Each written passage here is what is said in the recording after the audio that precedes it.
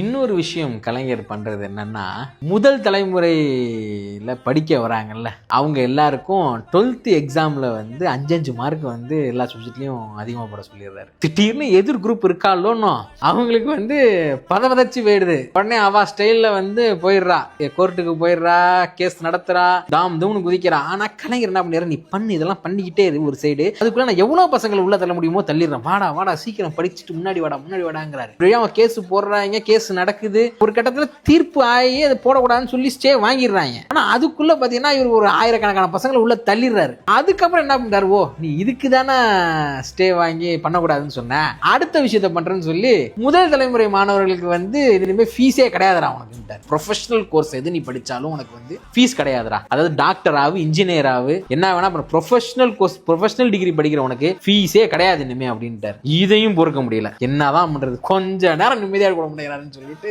அதுக்கப்புறம் அவருடைய மகன் இன்றைய முதலமைச்சர் மாண்புமிகு மு.க. ஸ்டாலின் அவர்கள் வந்து முதலமைச்சர் ஆனவர் என்ன பண்றாரு, அந்த முதல் பட்டதாரியில வந்து ஃப்ரீயா ப்ரொஃபஷனல் கோர்ஸ் படிக்கிறாங்க இல்லையா, அது வந்து அப்ப ஒரு வீட்டுல அண்ணன் தம்பி 2 பேர் இருந்தா அண்ணனுக்கு தான் அது பொருந்தும், அக்கா தங்கச்சி 2 பேர் இருந்தா அக்காவுக்கு தான் பொருந்தும், தங்கச்சி வந்து ஆல்ரெடி உங்க குடும்பத்துல முதல் பட்டதாரி படிச்சுட்டாங்கிற ஒரு இதுல முடிஞ்சிடும். இவர் என்ன பண்றாரு, அப்படிலாம் கிடையாது, நீ படி, அக்காவை படிச்சா தங்கச்சி நீயும் படி, அண்ணன் படிச்சானா தங்கச்சி நீயும் படி, எத்தனை பசங்க இருக்கீங்களோ முதல் தலைமுறையா படிச்சுட்டு வாங்க, உள்ளர படிங்க, படிச்சு மேல வாங்க அப்படிங்கிறாங்க. படிப்புக்கும் கல்விக்கும் முக்கியத்துவம் தரக்கூடிய இயக்கம் தான் திராவிட முன்னேற்ற கழகம். இதுதான் வந்து நாங்க திரும்ப திரும்ப திரும்ப வலியுறுத்தி கொண்டே இருக்கக்கூடியது இந்த திராவிட இயக்க சித்தாந்தம்.